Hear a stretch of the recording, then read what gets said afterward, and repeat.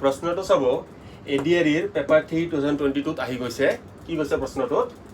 দুটা সংখ্যাৰ লসাগু 40 আৰু সিহঁতৰ গসাগু 4 সংখ্যা দুটাৰ পাৰ্থক্য হল 12 আৰু সিহঁতৰ যোগফল কিমান এটা আমাক উলিয়াবলৈ দিছে ঠিক আছে এটা চাব আমাক দুটা সংখ্যা কৈছে কিন্তু দুটা সংখ্যা মেনশন কৰা নাই সংখ্যা দুটা কি দিছে লসাগু আৰু গসাগু দিছে আৰু সংখ্যা দুটা কি দিছে পাৰ্থক্য দিছে এনে সংখ্যা দুটা কি আমি জানো সংখ্যা দুটা আমি নাজানো হেকিন কি ধৰিম সংখ্যা দুটা আমি ধৰি লম ধৰক এটা সংখ্যা হল x এটা সংখ্যা হল y মানে আৰ কি কৈছে সংখ্যা দুটা পাৰ্থক্য কিমান বুলি কৈছে 12 পাৰ্থক্য মানে কি প্লাস না মাইনাস পাৰ্থক্য মানে মাইনাস মানে x - y কিমান হ'ব আমাৰ 12 মানে x - y কিমান হ'ব আমাৰ 12 দুটা সংখ্যাৰ পাৰ্থক্য কিমান দিছে আমাক দুটা সংখ্যাৰ পাৰ্থক্য 12 দিছে মানে এটা চাব তাৰ পিছত কি হৈছে সংখ্যা দুটা লসাগু আৰু গসাগু দিয়া আছে মানে আমি এটা বস্তু জানো ক্লাস 10 ত পাইছো যে দুটা সংখ্যাৰ লসাগু আৰু গসাগু দিয়া থাকিলে আৰু দুটা সংখ্যা দিয়া থাকিলে তাৰ মাজত কি আছে এটা ৰিলেচন আছে কি ৰিলেচন আছে ৰিলেচনটো হল যে সংখ্যা দুটাৰ পূৰণফল সমান সমান লসাগু পূৰণ গসাগু এইটো ফৰ্মুলা আমি ক্লাস 10 ত পাইছো কি আছিল ফৰ্মুলাটো যে সংখ্যা দুটাৰ পূৰণফল কি হ'ব সংখ্যা দুটা কি হ'ব মানে x আৰু y সংখ্যা দুটা পূৰণ কি হ'ব x আৰু y পূৰণ কৰিম মানে সংখ্যা দুটাৰ পূৰণফল সমান সমান কি হয় লসাগু পূৰণ গসাগু লসাগু কিমান 40 ইনটু গসাগু কিমান 4 এইটো আমি কি পাইছো ক্লাস 10 ত পাই আহিছো যে দুটা সংখ্যাৰ যদি পূৰণ কৰো যেটো পাম হেতু কি হ'ব তাৰ লসাগু আৰু গসাগুৰ লগত পূৰণ কৰিলে কি পাম হেতুৱে পাম এটো লিখিছো আমি দুটা সংখ্যা পূৰণ কৰিছো দুটা সংখ্যাৰ পূৰণফল সমান সমান লসাগু পূৰণ গসাগু এটো আমি ক্লাস 10 ৰ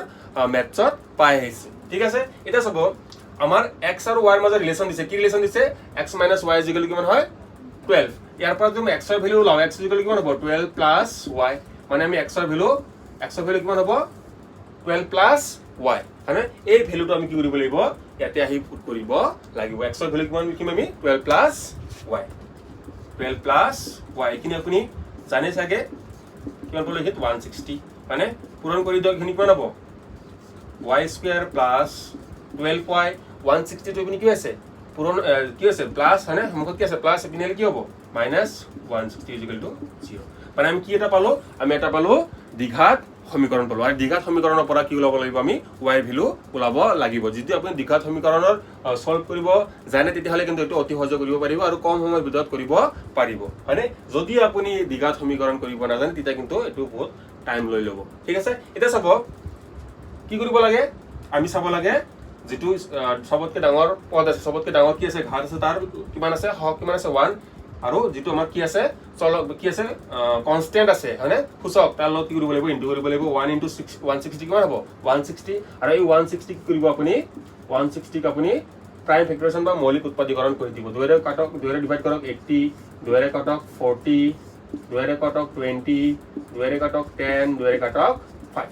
মানে আৰু এই গিটাৰ পৰা আমি কি কৰিব লাগিব দুটা এনেকুৱা ৰিলেচন বনাব লাগিব যেটা ৰিলেচন কি কৰিব মাজত 12 কৰিব সব অতি সহজে হৈ আছে 2 2 যা 4 4 2 যা 8 মানে কিমান হল 2 2 যা 4 4 5 যা 20 মানে ইয়াৰ পৰা আমি কি বনালো দুটা ৰিলেচন বনালো কি ৰিলেচন হ'ব 20 আৰু 8 মই যদি 20 পৰা 8 মাইনাস কৰি দিও কিমান পাম 20 পৰা যদি 8 মাইনাস কৰি দিও কিমান পাম 12 পাম মাজতো 12 হৈ আছে নে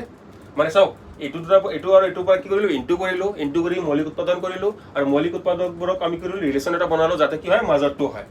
মানে মাজত কিমান লাগে 12 লাগে মানে 20 পৰা 8 আমি বিয়োগ কৰিম মানে তিনটা দিন এই তিনটা পূৰণ কৰিলো আৰু এই দুটা কিটা আমি কি কৰিম বিয়োগ কৰিলে আমি কিমান পাম 12 পাম ঠিক আছে কিমান পালো y² + 20y এটা কথা মনত ৰাখিব যেহেতু আমাৰ কিমান আছে +12y আছে মানে আমাৰ आंसर কিমান লাগে প্লাসত লাগে সো এখানে আমি ডাঙৰটোৰ অংকত প্লাস বহাম -8y সৰুটোৰ অংকত কি বহাম মাইনাস বহাম হয়নে বেলেগ সিম্বল আছে বিয়োগ হ'ব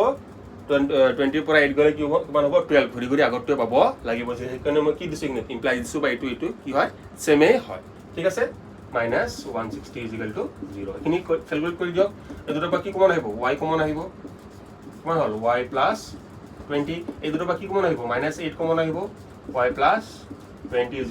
0 মানে ইয়াৰ পৰা ডাইৰেক্ট ক'ব পাৰি যে y ভ্যালু কিমান হ'ব y ভ্যালু 8 বুলি ইয়াৰ পৰা ডাইৰেক্ট ক'ব পাৰি মানে যেহেতু আপুনি নাজানে মই কৰি দিছো কিমান হ'ব y + 20 কমন ললে কিমান হ'ব এবাৰ y minus 8 is equal to 0 দুটা বস্তুৰ পূৰণফল কি পাইছো আমি 0 মানে দুটা বস্তুৰ পূৰণফল কিটা 0 হয় দুটাৰ এটা কি হ'ব লাগিব 0 হ'ব লাগিব কোনটো 0 আপুনি জানে জানো এই দুটাৰ ভিতৰত কোনটো 0 আপুনি জানে নাজানে হেগেন কি হ'ব হয় এখিনি সমান 0 বা এখিনি সমান 0 কি লিখিম আমি y plus 20 is equal to 0 বা y minus 8 is equal to 0 implies কৰিলে কিমান হ'ব y is equal to minus 20 y is equal to 8 হয়নে এস হ'ব y ভ্যালু মাইনাসত হ'ব পাৰে বা y ভ্যালু প্লাসত হ'ব পাৰে ঠিক আছে এটা আমাক যেটো সংখ্যা কৈছে হয়নে আমি নেগেটিভ সংখ্যা নধৰো আমি পজিটিভ সংখ্যাই ধৰো ঠিক আছে এটা হ'ব আমাৰ y ভ্যালু আমি ধৰিলো কিমান 8 y ভ্যালু যদি 8 ধৰো x ৰ ভ্যালু কিমান হ'ব y ভ্যালু যদি মই 8 ধৰো x ৰ ভ্যালু কিমান হ'ব এখিনি পৰা মই লিখিছো x = কিমান হ'ব 12 প্লাস y মানে কিমান y মানে কিমান y মানে 8 x = কিমান পালো আমি 20 এটা আমাক খুদিছে কি আমাক খুদিছে যে হিহতৰ যোগফল মানে x আৰু y যোগফল x আৰু y যদি যোগ কৰো 20 + 8 কিমান হ'ব 20 + 8 কিমান হ'ব 28 মানে আমাৰ সূত্ৰটো কোনটো হল সূত্ৰটো হল অপচন সি 28 মানে আপোনালোকে লহাগু আৰু গহাগুৰ মাজত আৰু সংখ্যা দুটাৰ মাজত থকা সম্পৰ্কৰ যেটো ফৰ্মুলা আছিল সেই ফৰ্মুলাটো মনত আছে নে যদি মনত আছে আপোনালোকে কমেন্টত সেই ফৰ্মুলাটো এবাৰ লিখি দিব যাতে আপোনাৰ আকৌ কি হয় মনত পৰে কি আছিল ফৰ্মুলাটো আপোনালোকে কমেন্ট কৰি জনাব লহাগু গহাগু আৰু সংখ্যা দুটাৰ মাজত কি ৰিলেচন আছিল বা কি ফৰ্মুলা আছিল সেই ফৰ্মুলাটো আপুনি কমেন্ট যোগে জনাব